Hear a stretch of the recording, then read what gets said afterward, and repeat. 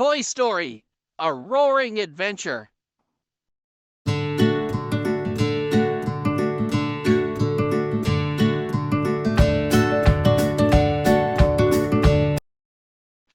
Bonnie's toys were putting on a play about dinosaurs. Mr. Pricklepants was the director. Buzz and Woody were building the set. Trixie was in charge of costumes. Rex was auditioning for the part of King of the Jungle, the biggest, strongest dinosaur. "Give me your loudest roar," Mr. Pricklepants told Rex. Rex took a deep breath and let out his biggest roar. It was barely more than a squeak. Mr. Pricklepants shook his head. "Sorry, Rex," he said, "but you've got to believe it to be it." "Don't worry," Woody told Rex. "I'm sure there's another job for you."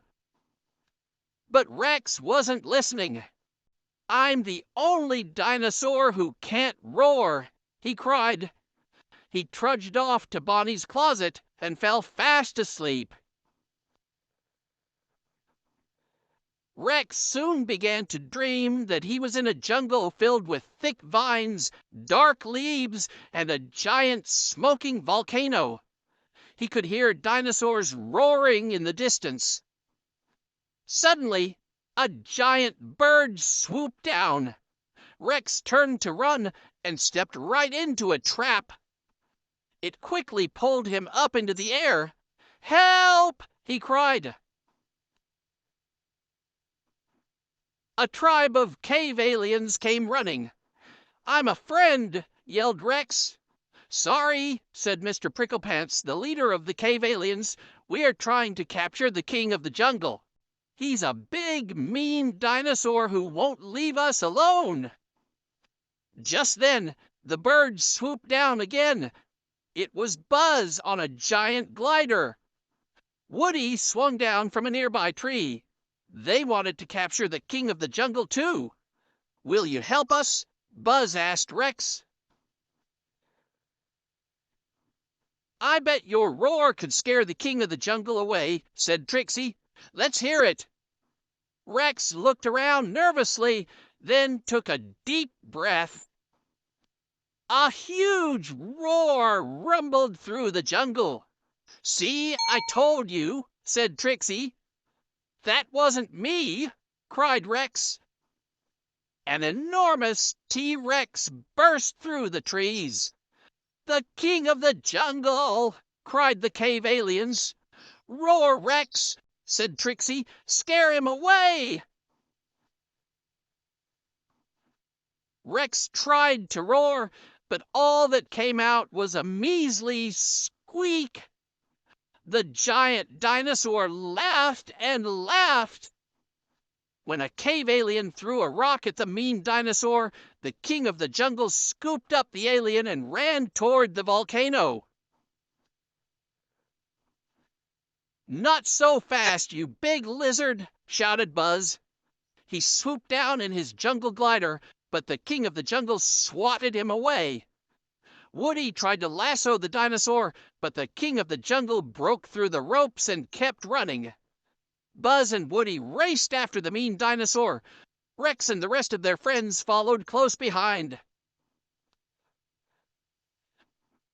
Near the volcano, Mr. Pricklepants told everyone what to do. "Buzz, use your laser. Woody, use your lasso." Then he turned to Rex. "You have to use your roar." "But my roar isn't big enough," said Rex. "Not yet," said Mr. Pricklepants, "but you can make it so. You've got to believe it to be it."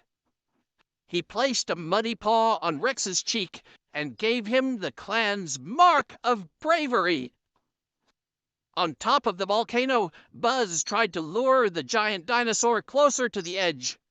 Suddenly, the king of the jungle dangled the alien over the volcano's fiery opening. Rex had to do something. "Leave my friends alone!" cried Rex. Then he took a deep breath and began to grow. Rex let out roar after roar, each one louder and stronger than the one before it. He grew bigger and bigger with every roar. Soon Rex was towering over the king of the jungle. Rex let out his biggest, baddest roar yet. It echoed through the jungle. It shook the trees. It rattled the ground. And it frightened the king of the jungle. "Now!" called Woody. He threw his rope across the volcano's opening, causing the frightened dinosaur to trip. Buzz quickly swooped in and grabbed the alien from the dinosaur's claws. Then Rex let out one last roar, and the king of the jungle fell into the volcano. Rex's friends began to clap and cheer. "Our hero!" called the cave aliens. "Hooray for the new king of the jungle!" said Mr. Pricklepants. Rex let out a roar of excitement, causing his friends to cheer even louder.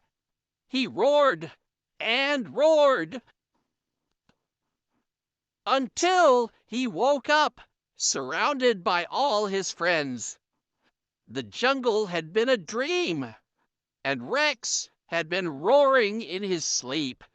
"That was the best roar I've ever heard," said Mr. Pricklepants. "The role is yours." Rex might not have been in the jungle anymore, but he sure felt like a king.